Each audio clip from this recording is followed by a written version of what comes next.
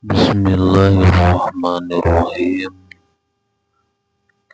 Ngalajengkeun deui kana cariosan anu katunda masih nyarioskeun asmana Gusti Allah, sifatna Gusti Allah. Ayeuna anu ka 87. Gelar Gusti Allah anu ka 87 nyaeta Al-Jami'u. Al-Jami'u artosna Allah Subhanahu wa taala. Dat anu maha ngumpulkeun, anu maha ngahimpun Allah Subhanahu wa taala. Anu maha tiasa ngumpulkeun Allah Subhanahu wa taala kana sagala rupa perkara.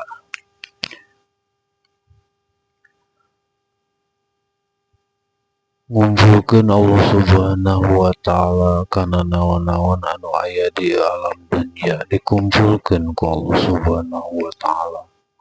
Berkaitan sareng sifat al-khaliqna Gusti Allah dat anu maha ngadamel, berkaitan sareng sifat al-bari'u na Gusti Allah dat anu maha ngayakeun, sabadana diciptakeun ku Gusti Allah terus diayakeun, sabadana didamel ku Gusti Allah terus diayakeun. Berkaitan sareng sifat al-musawwiru dat anu maha ngabentuk Allah Subhanahu wa taala, didamel ku Gusti Allah, diayakeun ku Gusti Allah sagala rupa perkara, terus dibentuk ku Gusti Allah ku sedemikian rupa anu sakitu seueurna sadayana dibentuk ku Allah Subhanahu wa taala.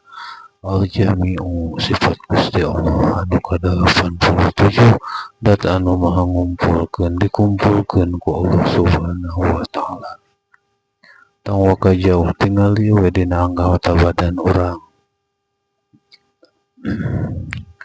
Dina anggota badan urang mimiti di luar aya kulit,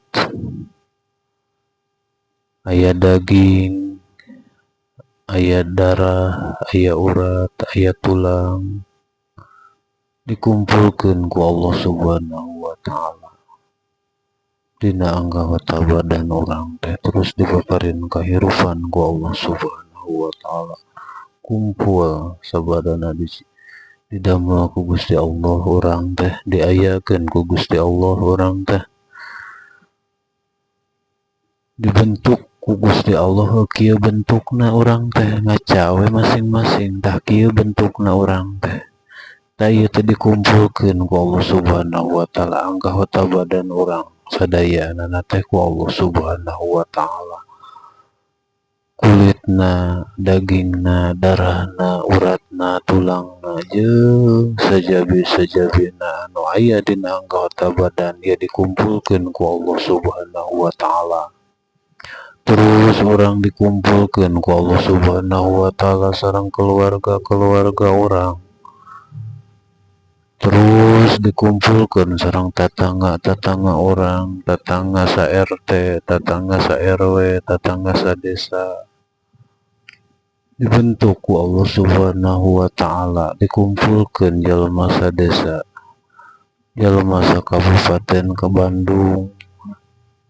Hakikat Allah Subhanahu wa taala anu ngumpulkeun jalma-jalma di ieu tempat sehingga dingaranan Kabupaten Bandung anu aya di Cianjur ngeureunnan.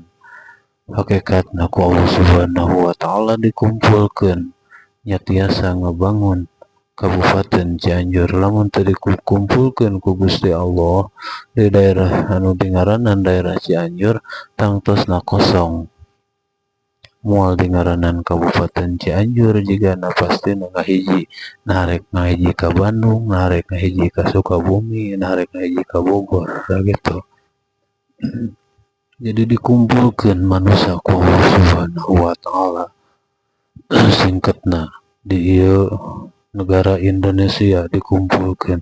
Lamun kosong mah ieu ngaranna negara Indonesia, lamun teu dieusian ku jalema syariatna hakikat Gusti Allah anu ngayakeun jalma di ieu negara Indonesia nya kumpul jutaan jalma di negara Indonesia. Saur peneliti gitu, daftar naon, daftar kakak se-Indonesia teh mencapai 270 juta lebih, mendekati 280 juta jiwa. Sebenarnya dikumpulkan ku Gusti Allah Subhanahu wa taala manusia salam dunia. Terus Allah Subhanahu wa taala maha tiasa ngumpulkeun jalma ala lancur dikawit Kanjeng Nabi Adam nepi ka gubrak. Naon kitu terjadi na kiamah, hancur alam dunia manusia kabeh hancur. Teka tingali bentukna, tapi Allah Subhanahu wa taala maha tiasa ngumpulkeun, bakal ngahimpun Allah Subhanahu wa taala anu asalna tulang geus ala lancur, daging geus ala lancur, geus kumaha bae bentukna geus teu katingali aya bentukna, tapi Allah maha tiasa ngumpulkeun. Sifat Allah Subhanahu wa taala al-jami, dat anu maha tiasa ngumpulkeun, anu bakal ngahimpun Allah Subhanahu wa taala ka sakabeh makhluk, baik di kalangan manusia, jin anu tos ala lancur kabeh bakal dihimpun, bakal dihirupkeun deui ku Allah Subhanahu wa taala sabadana kiamah. Hancur alam dunia ieu, jin manusia kabeh hancur, mararawat kabeh, kok Gusti Allah teras bakal dihirupkeun deui. Rek kumaha bae bentukna, rek geus jadi debuna anu geus eueuh debu-debuna acan, da debuna diaurkeun ka lautan, tapi Allah bakal mampu ngahirupkeun deui. Terus ke bakal dikumpulkeun ku Allah Subhanahu wa taala, dihimpun kabeh ku Allah Subhanahu wa taala, moal aya nu tiasa mabur, moal saurang oge kabeh ku Allah Subhanahu wa taala dikumpulkeun di padang mahsyar, di hiji tempat anu kacida legaana, di dinya kumpul kabeh sakabeh manusia, timiti Kangjeng Nabi Adam nepi ka umat akhir zaman wallahu alam sabaraha miliar, terus ditambahan ku bangsa jin kabeh kumpul di sami di hiji tempat di padang mahsyar, di dinya menghadap ka pengadilan Allah Subhanahu wa taala. Nah, di dieu urang kudu penting kudu sieun mumpung hirup keneh. Urang teh kudu taubat ka Gusti Allah, kudu ngeureuyeuh rek ieu wae hirupna kana ibadah belang betong, ngahir-ngahir kana waktu masih leuheung ngahir-ngahir mah ieu geus tara, geus belang betong komo tara. Kedap deui bulan puasanya ayeuna antun sabaraha dinten deui kasase saum, kajeungnya ulah nepi ka teu pararuasa lebar, da urang teh moal bisa mabur tina pengadilan Gusti Allah, mungkin urang teh bakal diadili kabeh, bakal diadili sekecil apapun dosa anu dilaksanakeun ku urang pasti bakal diadili ku Allah Subhanahu wa taala, bakal diminta pertanggungjawabanana.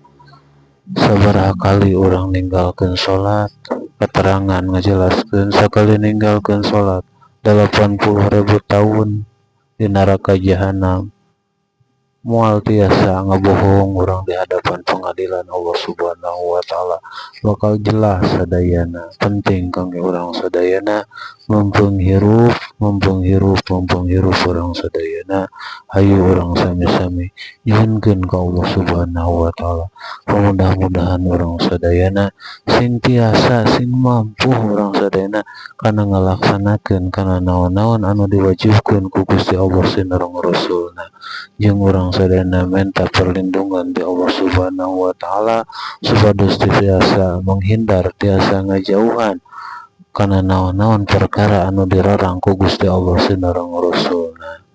Wallahu a'lam bishawab. Dicukupkeun sakitu, wabillahi taufiq wal hidayah. Wassalamualaikum warahmatullahi wabarakatuh.